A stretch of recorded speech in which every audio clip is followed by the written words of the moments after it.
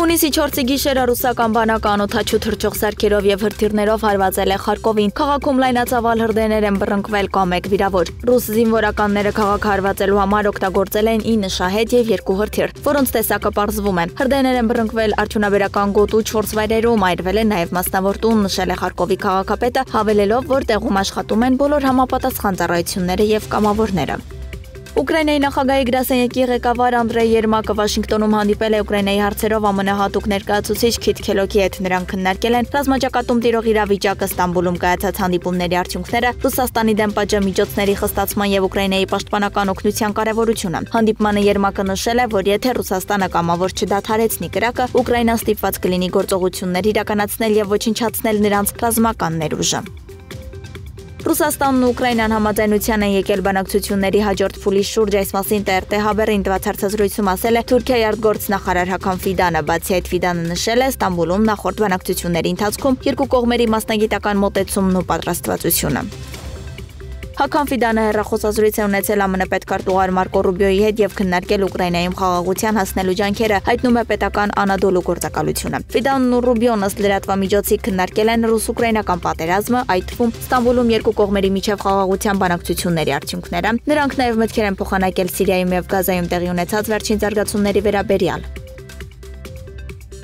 Սպիտակ տունը պնդում է, որ ԱՄՆ նախագահ Դոնալդ Թրամփը նախապես տեղեկացված չի եղել Կիևի ռուսական օդանավակայանների վրա հարձակումների ծրագրերի մասին։ Սպիտակ տան մամուլի քարտուղար Քերոլայն Լևիթը ճեպազրույցի ժամանակ հայտարարել է, որ նախագահ Թրամփը նախկինի պես դրական է տրամադրված Ուկրաինայում ճգնաժամի կարգավորման հարցում առաջընթացի առումով։ Լևիթը հիշեցրել է ընդամենը 4 ամսում ինչպիսի առաջընթաց է գրանցվել ԱՄՆ նախագահի աջակցությամբ նախորդ տարի այս շրջանում անհնար էր պատկերացնել, որ Ռուսաստանն ու Ուկրաինան ուղիղ բանակցություններ կվարեն, ասել է նա։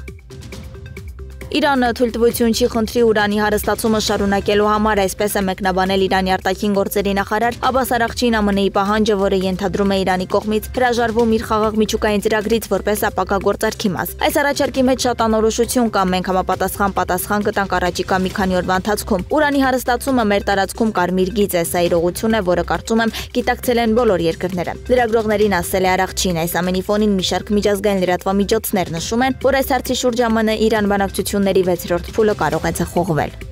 Իսպանիայի պաշտպանության նախարարությունը չեղարկել է Իսրայելի հետ գործարքը հակատանկային հրթիռային համակարգերի ձեռքբերման շուրջ։ Զինտեխնիկան նախատեսում էր արտադրել Մադրիդում գործող իսրայելական ընկերության դուստր ձեռնարկությունը։ Գործարքի արժեքը կազմում է 285 միլիոն եվրո։ Նպատակը հստակ է իսրայելական տեխնոլոգիաներից լիակատար անջատում։ Լրագրողների զրույցում պարզաբանել է Իսպանիայի կառավարության խոսնակ Պիլար Ալգերյան, հավելելով, որ կառավարությունն այժմ ուսումնասիրում է չեղարկման հետևանքները։ Իսրայելի պաշտպանության նախարարությունը դեռևս հրապարակավ չի արձագանքել Մադրիդի որոշմանը։